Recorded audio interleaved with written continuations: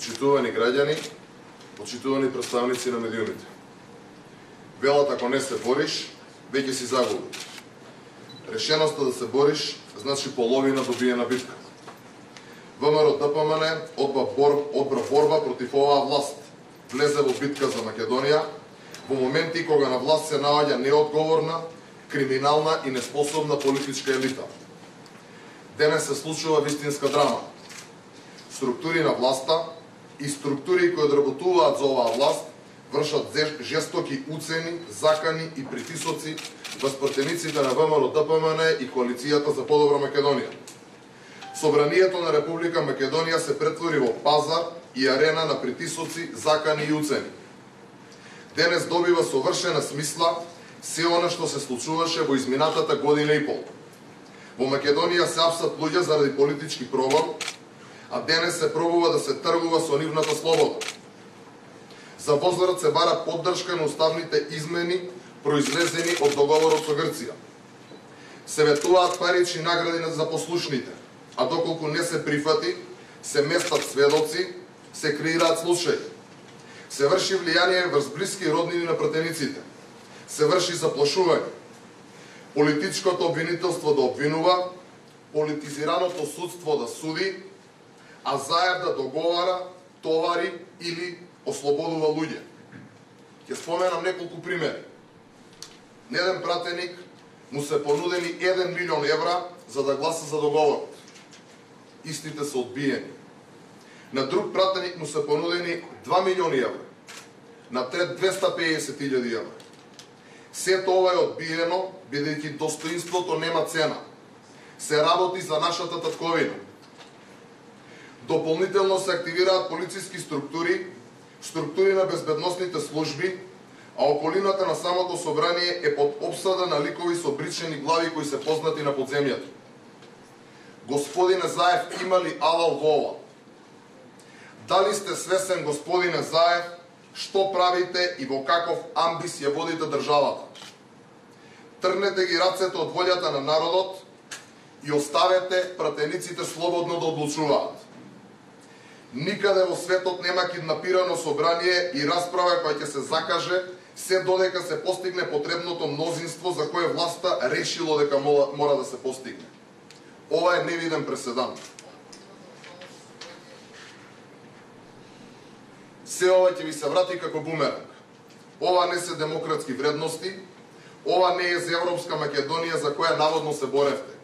Ова е диктатура на неколкумина врз мнозинството. Ова што Заев денес го нарекува обиди за создавање на мнозинство, во реалност е насилие. Насилие токму врз македонскиот народ. Во собранието повеќе од присуството на Заев е потребно присуството на јавното обвинителство, кое мора веднаш да превземе мерки и да се испитаат сите наводи за противзаконско и противуставно работење.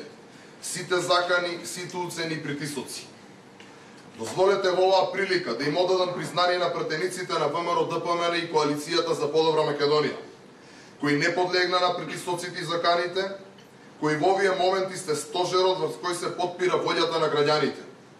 Вие сте последната брана пред оваа налудничава и недемократска влада и наша заедничка обврска да обстоиме. И ќе обстоиме, и ќе победиме. И само за крај, господине Заев, вашата злоба и насилство не е поголема од нашата љубов кон Македонија. Ви благодарам. Дали имате докази за ова што го зборувате и дали може да ги презентирате во јавноста? И на кои пратеници се понудени пари, може ли да кажете име и презиме за да ги одбраните, за да не им се нудат пак и кој им нудат?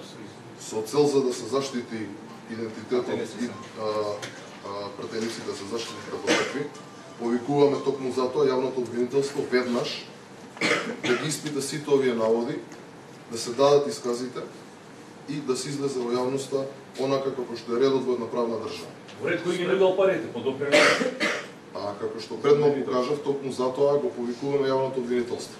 Сметам дека во овој момент и во оваа тешка и траурна ситуација во оваа држава е потребно да продолжиме со нашата борба без при тоа да му наштетиме токму на оние кои што се на самиот браник во оваа борба. Спремни се вашите пратеници да сведочат доколку бидат повикани во јавното обвинителство? Значи, како што кажав, јавното обвинителство е тоа кое што треба да испита сите овие наводи кои што денеска ги изнесов. Споменате дека околу собранието има луѓе со бричени глави. Која е нивната, според вас, која е нивната улога таму и дали можеби се подготвува ново сценарио кое што би ја втурнало Македонија во нова безбедносна криза? Не само политичка, туку и безбедносна. Се надевам дека ова сега што го кажавте не е вистина. Се надевам дека се тоа што пред малку го зборуваме ќе остане само на заканите и уцените и сум повеќе од сигурен дека сите ние заеднички ќе обстоиме на тоа. Господинот пратеникот Крсто Луковски имаше информација дека му се случила завршена кардиологија. Каква е неговата здравствена состојба и која е причината?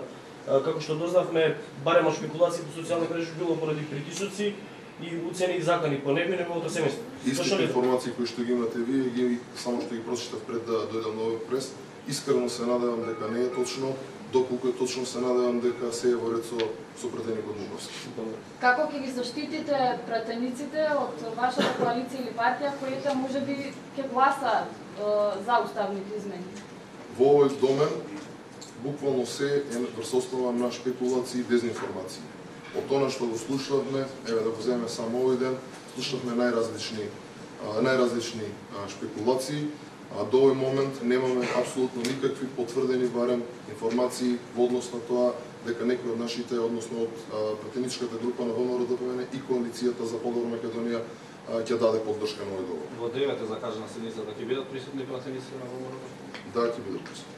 Уште еднаш ќе ве прашам, дали се спремни вашите пратеници и очекувам други прашања од конкретен одговор да се појават во овој да сведочат? Веќе два пати ви одговорив на прашањето. Спремни се да сведочат? Вас се тврди дека вие, дека оставата партија врши притисок врз своите пратеници. Апсолутна дезинформација и шпекулација, како и се ова што се случува во овој период.